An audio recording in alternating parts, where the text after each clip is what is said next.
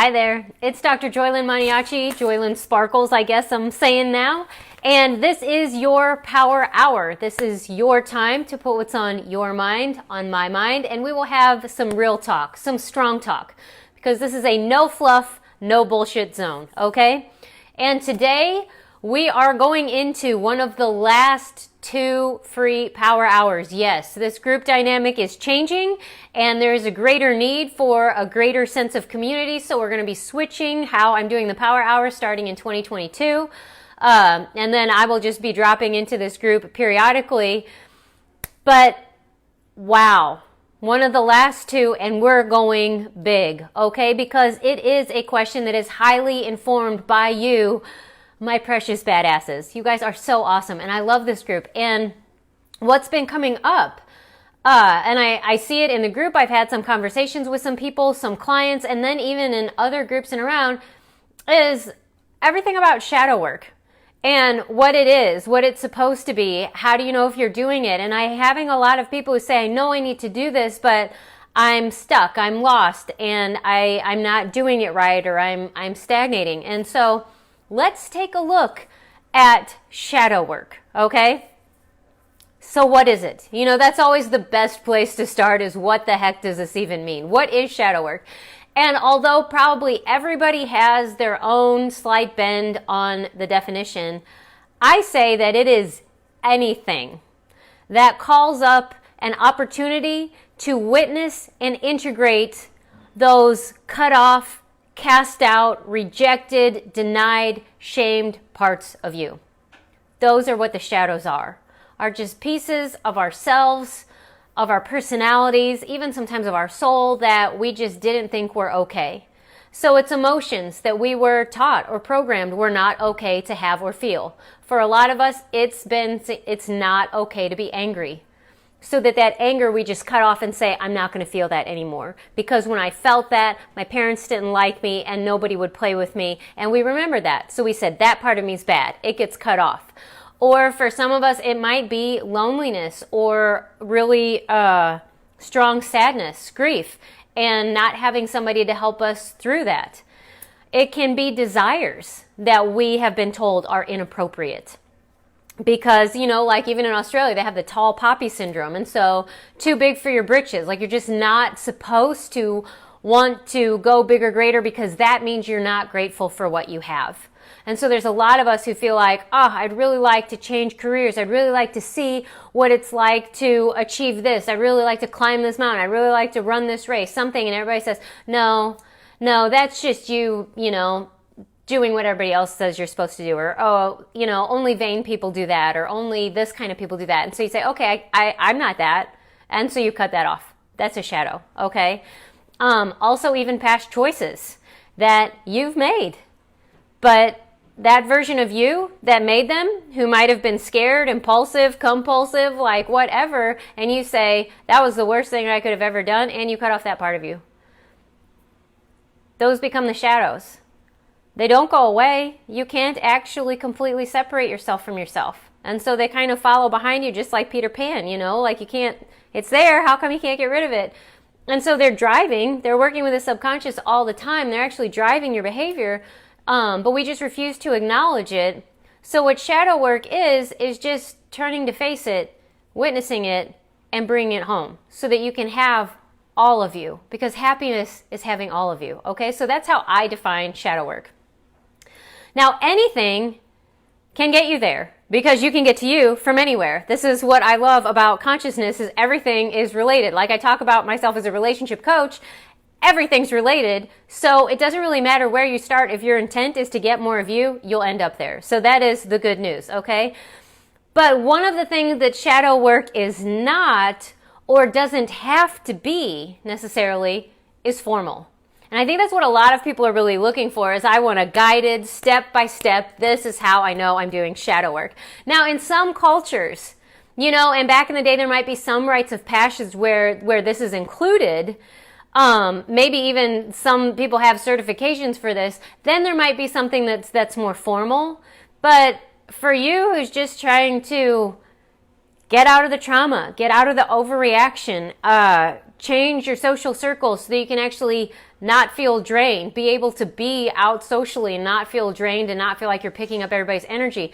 There isn't necessarily anything formal that you have to do, and there is definitely no one right way and no one size fits all, okay? And if somebody tells you that, it's way off.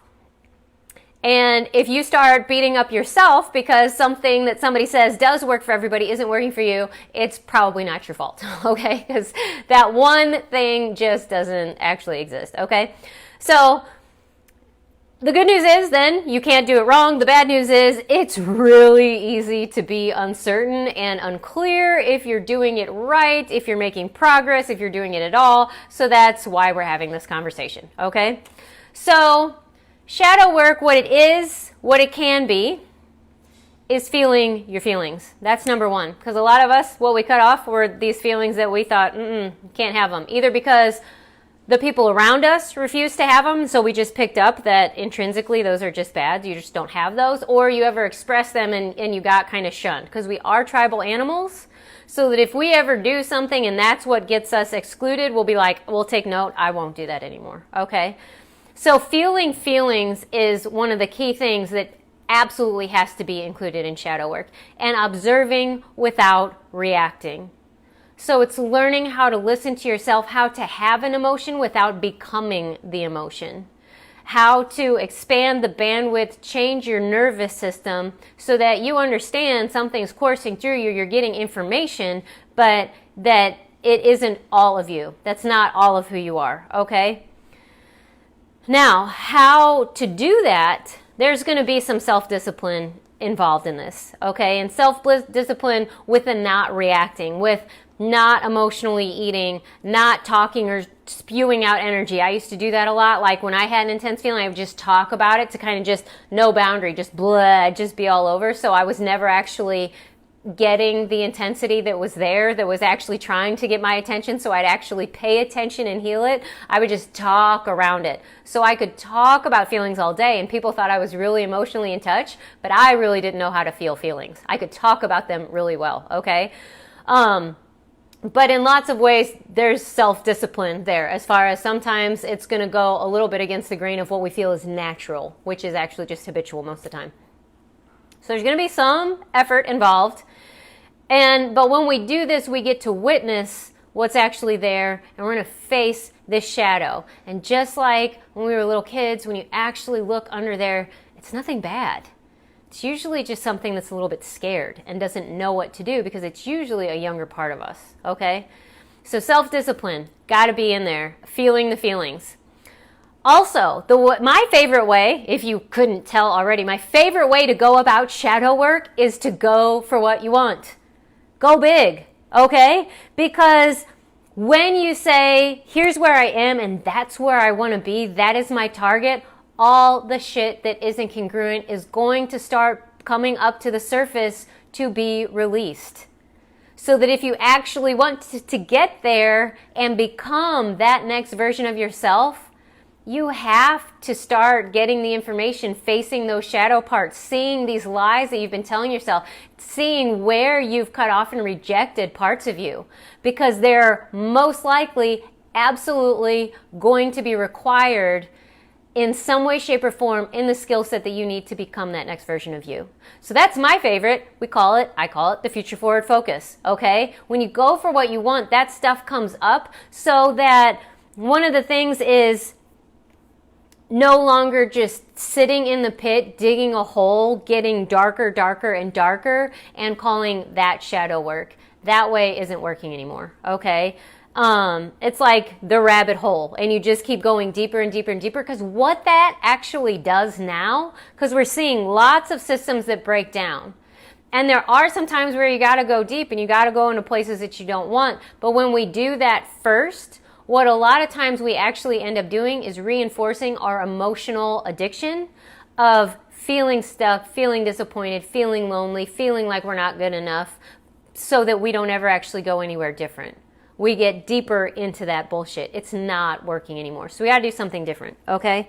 And the other thing that I'm now putting in shadow work is we've got to have some somatic release, because the issues are in the tissues the body remembers. And if we don't include our body, it's not complete. Because a lot of us have actually even rejected our bodies and thought that here, this intellectual piece, that's what actually makes me valuable. I think, therefore I am, so it's my thoughts that everybody wants. And that's what makes me me, and my fears and my collection of traits. But our bodies are actually super valuable, and they're holding a lot of memory. And the subconscious actually is embedded in your entire body. It's not just in your brain. And so to actually heal, to fully integrate, your body's got to be included, okay? No trauma work is complete without somatic release, okay? So that's what shadow work is and must include. What it is not is numbing. With food, drugs, alcohol, games, relationships, even exercise, even meditation. I went out with a guy who would meditate to escape himself. And people thought, that's not even possible because meditation's always good. No. He would just sit there until he could calm himself down, but he never actually addressed what was bothering him. Anything can be used to numb, but the purpose of shadow work is to feel the feelings, to integrate, to reconnect with yourself. So numbing's never going to get you there. So all of those things are okay on their own, but when we're doing them in place of feeling a feeling or trying to avoid a feeling, they have lost their value, okay?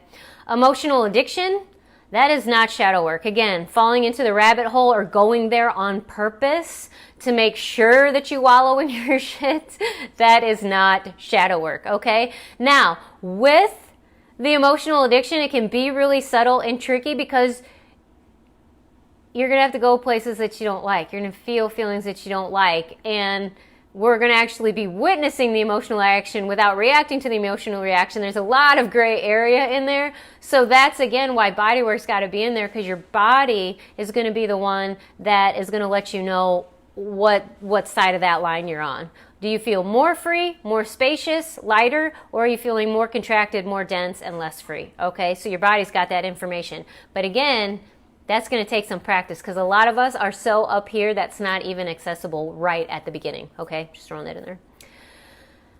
Shadow work is not endless processing. Hi, I'm the poster girl for endless processing. I did almost 2 decades where I was crying almost daily, and I had some really intricate and amazing narratives, analyses, and evaluations of all the main players in my life. But I wasn't any happier for all of that work. And now coming out the other side, recognizing that some of that shit just wasn't even true either. It was very well laid out. I could have sold it, as a good book or something, but it wasn't actually true. So a lot of it was based on assumptions and conclusions that were based on assumptions and conclusions that actually were developed during trauma in childhood. So child brain narratives then being fleshed out with an adult vocabulary, it was a mess, okay? So shadow work is not endless processing, just like pharmaceuticals, okay? For the most part, there should be an endpoint. We've got to know what the end game is, okay? So this isn't just the going on forever. I mean, of course, we're always evolving, but shadow work just for shadow work's sake, always being in the shit, in the pits, that's not the way to live, and that's not the point, okay? So let's see. And it is not, shadow work is also not just laying out your boundaries and your triggers so that everybody else keeps their distance, okay? That's putting more work on other people's plate. The reason we're doing this is actually to disarm the triggers so that we don't have them anymore. And we raise our self-esteem so boundaries are actually easier. It's not just, here's the line, don't step on that, okay? That's being an asshole. All right, and it's not just journaling or venting. Some of the tools that we use can actually be used incorrectly. And if we're using them and then reinforcing these loops, hypnotizing ourselves, believing everything that we think, then we have misapplied the tool. Okay, so shadow work is not just simply writing things down. There is some evidence that that can help, but depending on where you are in the process, sometimes other guidance is needed. Okay, so we'll talk about that. Now, when it comes to shadow work, what works and what doesn't? Here's what I know for a fact. What doesn't work.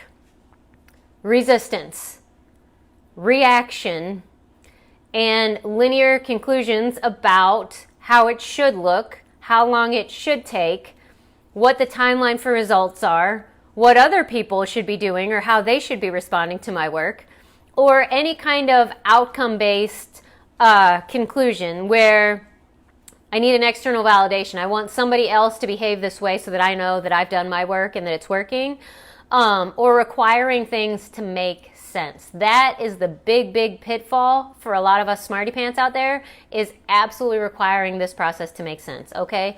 These are all forms of judgment that are going to keep us stuck in and with our shadows, okay? So know that. Also, what's not going to work, there is no formula. Like I said earlier, there's no one size fits all. There's not even a tool that's going to work every time, every single time, okay? And hard and fast rules, like things that don't bend, those aren't working in the same way either. A lot of times those are for beginners so that we know the platform, know the foundation, but as you move through that, you're going to see that you got to know the rules so you know how to bend and break the rules, okay? So anything hard and fast, rigid, isn't going to work.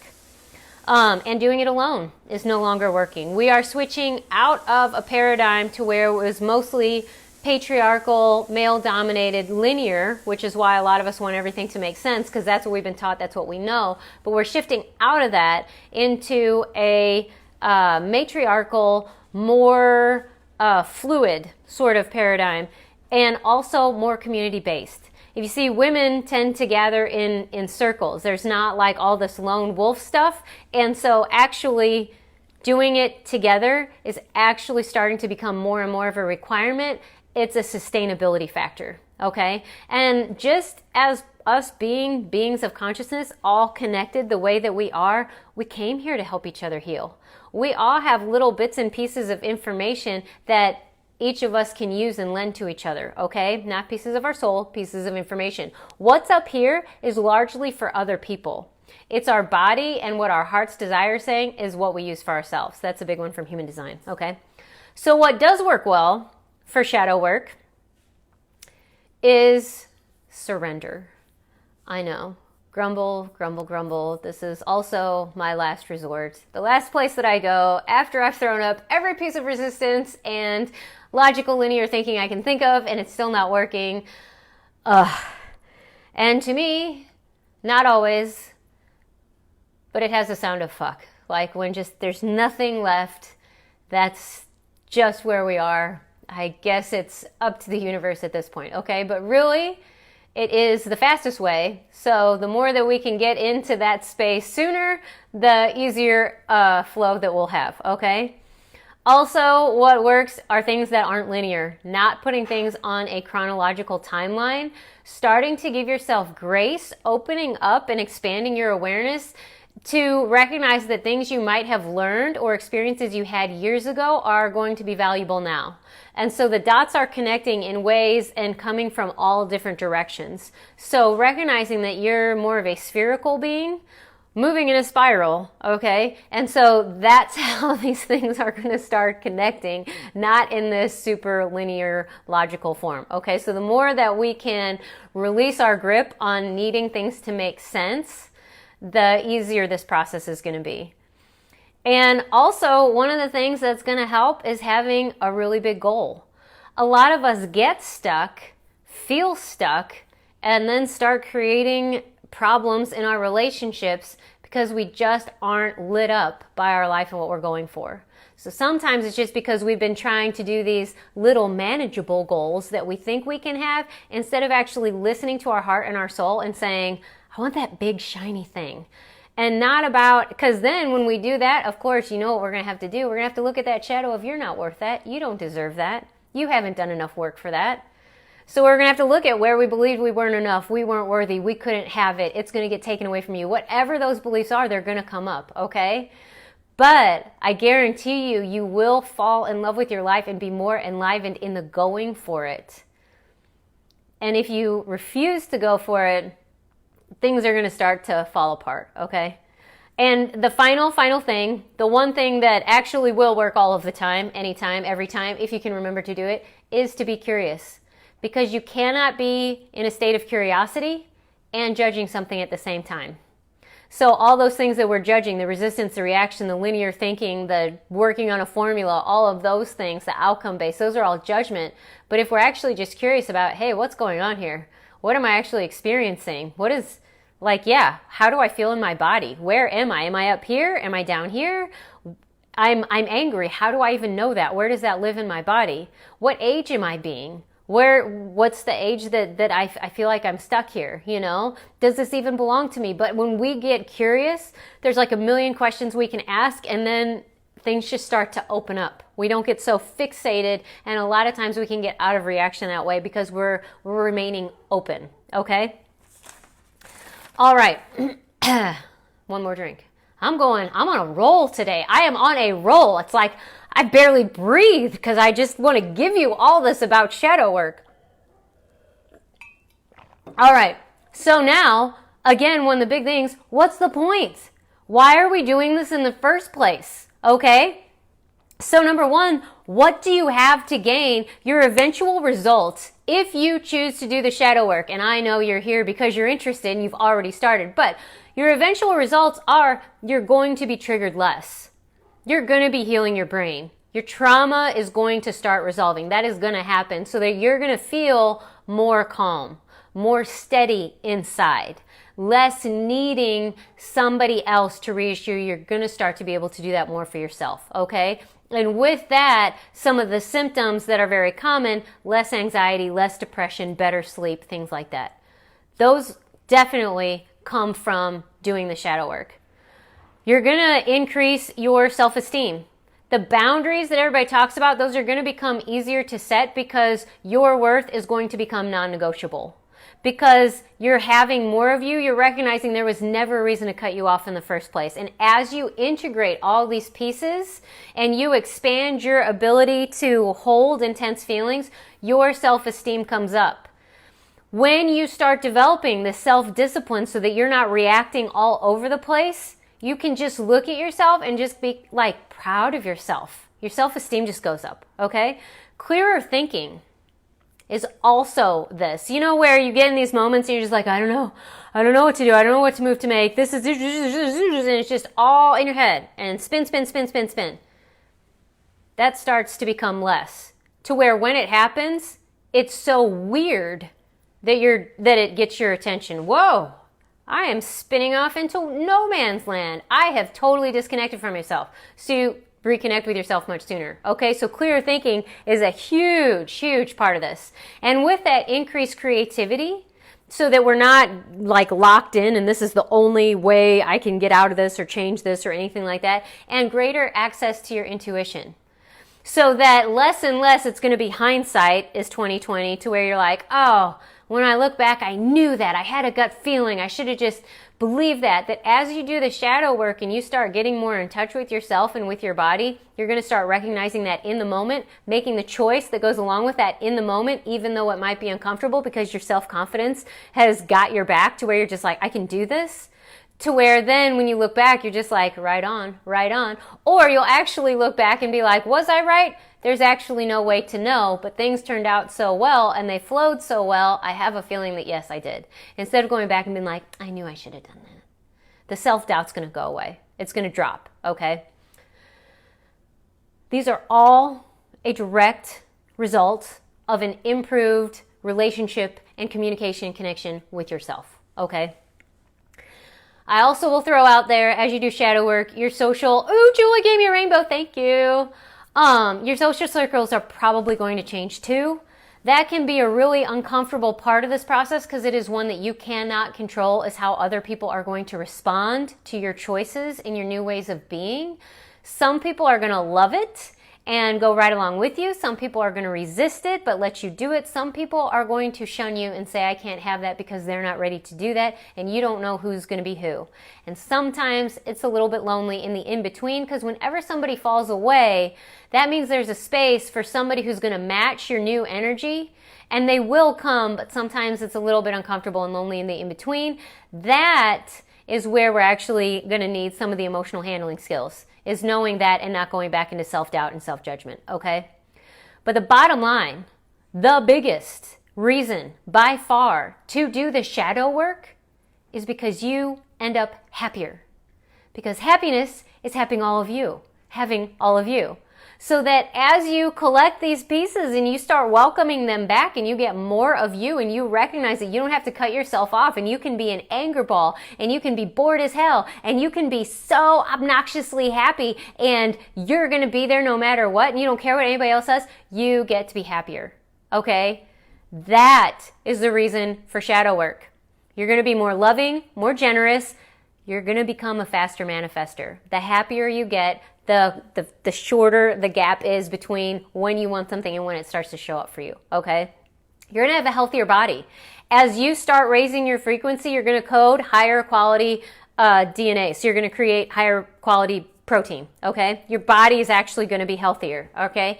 And you're going to be spreading healing instead of spreading pain. These are huge. And I will warn you that if you don't do it, the opposite things will start to happen. Life will fall apart. It's going to seem like farther and farther away between your desire and actually living it out.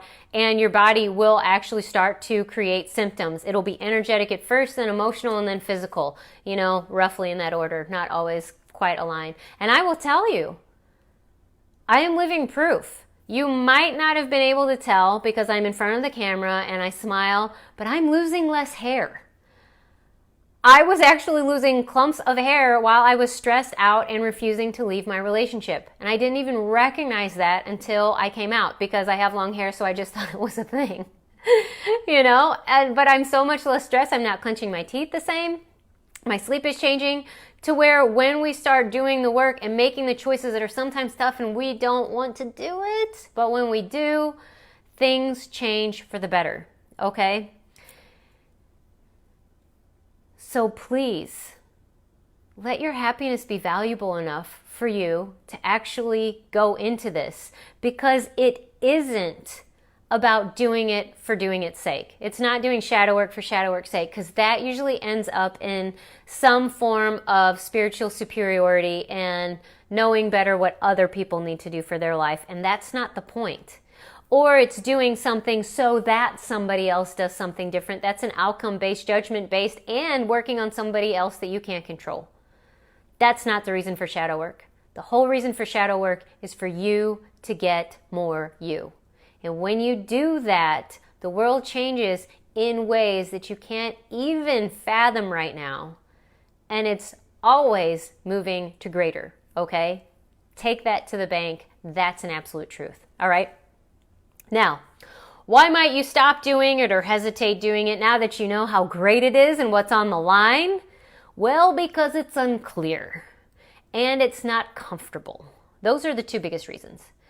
So really, again, like I had this one prospect saying, I don't feel like I'm doing anything. Because this isn't a program like a weightlifting program where it's based on doing. We're changing the way that we're being with ourselves and with other people. So it is a lot of times going to feel like you're not doing anything because so much of the activity is going on inside, noticing your thoughts, not reacting. So the outward expression is just not going to be what it was. And so remembering that we're going out of a doing paradigm into a being paradigm. And so it's gonna look and feel different than other change-based programs that we've done before in our past, okay?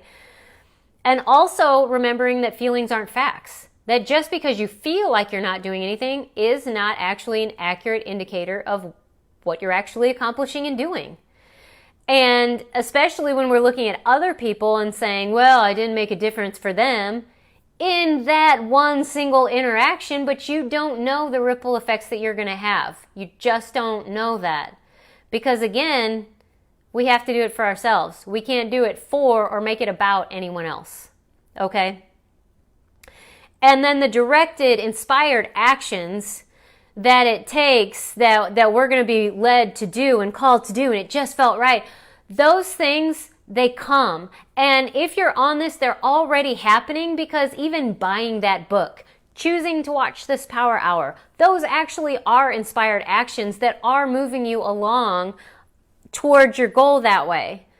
But then when it's like really random things like, I need to go to the bank right now, even though that's out of the order of my errands, but some things there, I don't know. I want to go walk down this path, even though I always go down this one. And then you meet somebody, you find a penny on the ground, you see if it, like, I don't know, whatever it is, but those things will start to happen. But a lot of times in the beginning, we're really dense and still kind of based in conclusions, so we don't see those or recognize them or acknowledge them as much. As we lighten up and drop some of our load, release a lot of this trauma and bullshit limiting beliefs that we've had, then those things are easier to recognize, okay? And then keep in mind that this just isn't easy. It's not comfortable. I mean, just learning to decipher about when I need to take care of myself versus when I need to be generous with my love and be there for somebody else, and what's going to create greater for me. Knowing when to sit still or move. Knowing when to speak up for myself or to shut up already, okay? Knowing when to stay and work things out and try one more time, or knowing when to walk away. Those are really hard. A lot of times they are unclear. A lot of times there's a lot that's going to go absolutely against all of our programming. We're trying to tap into our bodies. Like, this is tough. And this alone is I mean, a whole entire power hour really by itself. But that's why you need a coach, is to keep the perspective. This is why doing it all on our own often a lot of times makes us go into the spins, because we just do the circle. Whereas when you get community, when you get other people to have a sounding board, when you're on a path and you don't know where you are, but you can hear other voices talking, you kind of recognize, okay, I'm still on the right track. That helps keep you moving in the direction of your soul's desire. Now, the skills you're going to need for this is the ability to direct and hold your attention. So this is where meditation and mindfulness are going to come in. And oh my goodness, I'm sorry, I'm going a little bit over time, and I'm totally fire hosing you because this is a shit ton of information, but I want to put it all in there just so you have it. But directing and holding your attention, emotional handling. Because yeah, some of the things that we've cut off are some really intense pieces, a lot of anger, rage, hate, sadness, even grieving or mourning that we haven't allowed ourselves to do. But also, as we're moving through and wondering about the in-between, the restlessness, the confusion, those can be intense. And so we've got to have emotional handling skills in place so that we don't just fly back into our reactivity or pick up one of our emotional addictions or back into a narrative of this is why it'll never happen for me, or whatever it is that we've told ourselves that kept ourselves here in the first place, okay? So that's a skill. It can be practiced, developed, getting better, okay? Communication. Like awareness of language patterns. Again, that's a gift you get when you work with me, is an awareness of language patterns and how you're using that so that you can use it to reprogram your subconsciousness for your success. Otherwise, so we're not just telling ourselves the same old story and hypnotizing us and believing that we're the same limited version of ourselves that we've always been. Boo. You got to take responsibility using an active voice. This is going to increase the vulnerability, which Brene Brown will talk endlessly about the importance of vulnerability, especially when having connection. Okay, but taking an active voice, so instead of blaming things or, oh, it just happened, being like, this is a choice I made, now I'm living with this. Because that will also increase your self-esteem. Speaking, communicating in a way that is not defensive, because defense creates more defense. So that's how, if you want somebody else to stop being defensive, don't go at them with a defensive or offensive manner. So learning how to communicate in cooperative ways. And increasing connection with yourself. So dropping some language patterns like feeling like or feeling that actually separate you from your own present time experience. Learning how to speak and honor your feelings and your present experience so that you, even through your communication, are learning how to be more and more connected to you. Now again, all of these things are skills. All of these things can be practiced so that you can get better. And again, I'm not going to shut up. I'm a coach. This is what I do. This is what I'm good at. It's what I like. I think you should get a coach because that's what any athlete or smart person does when they want to get better at something faster. Okay? There's the plug. All right.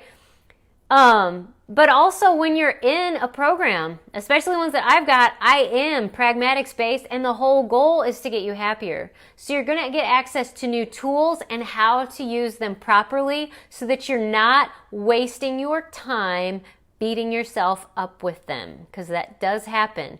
Any tool we use, we actually know how to abuse ourselves with. That's just what we know so well. But when you have somebody that says, that is not what that tool is used for, please set that down for a moment and hold you there. You get a space of no judgment, you get accountability, and you get correction that's actually going to hold you so that you can just keep moving forward in a directed flow toward your happiness, okay? I think I am going to stop there. I have a little bit more, but I think this is good for today. So I'm going to summarize with a couple of takeaways that if you get nothing else from today, I want you to know that when it comes to shadow work, you're probably already doing it. You're here. There's a level of badassery in you and a willingness to look at your stuff.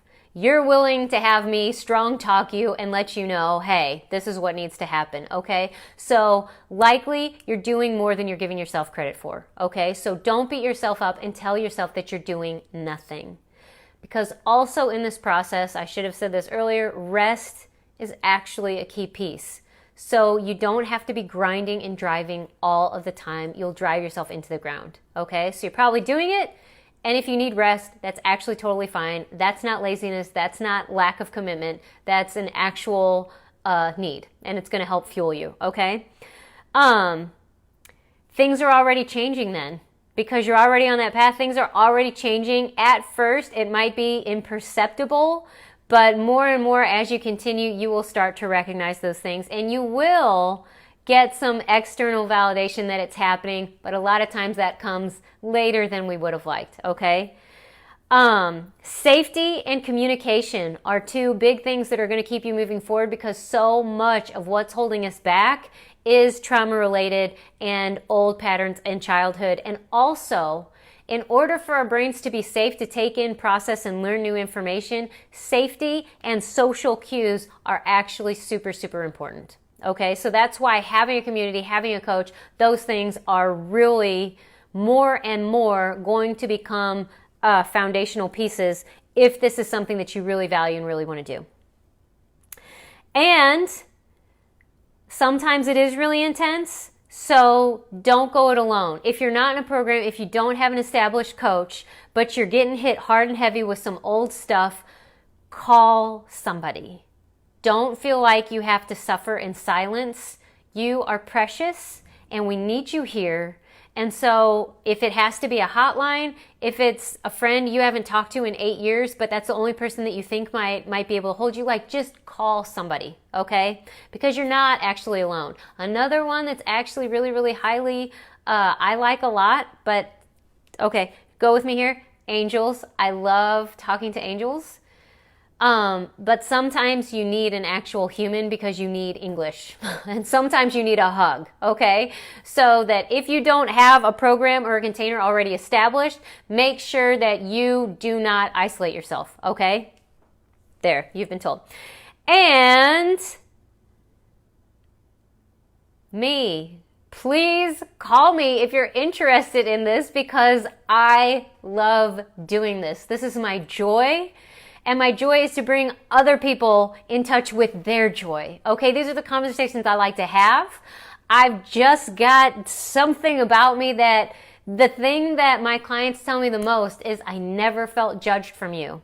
Even when you were coming down kind of hard, I knew it wasn't because there was any piece of judgment. So you get this space to really play, to have your voice echoed back to you, to have somebody holding your feet to the fire all in love, saying that I believe in you. I actually already see who you are. And you can lean on my confidence till you get it, but I'm going to show you how to get to him or her the fastest. Because to me, time is the most precious gift that we have. It's the most precious asset that we have, and no more wasting it, okay? So get a coach so you can put this shit on greased wheels and go. okay? So I want you to go to the next level and make sure that 2022 shines for you too, okay? We are been set up, we've been gifted with a lot of information, the collective is moving forward, so quantum leaps are happening. So that even if you're kind of just jumping in, putting your toes in the water, that's not indicative of how fast and how far you can go, and it's not about comparison anyways, but just be prepared for some lightning speed and to be happier at the end of it, but then even when you're in community, that the going through it, that there's actually some joy in that, okay? I want you to have that.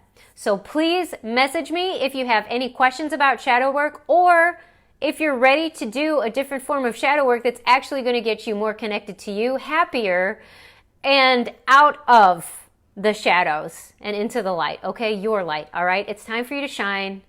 Let's talk. I think I got it all in there. I hope this was an amazing power hour for you guys. I really enjoyed talking to you. I love having these conversations with you. I look forward to talking to you next week for the last power hour of 2021. And until that time, I love you madly, and I hope you have a very, very Merry Christmas. Alrighty. Mwah.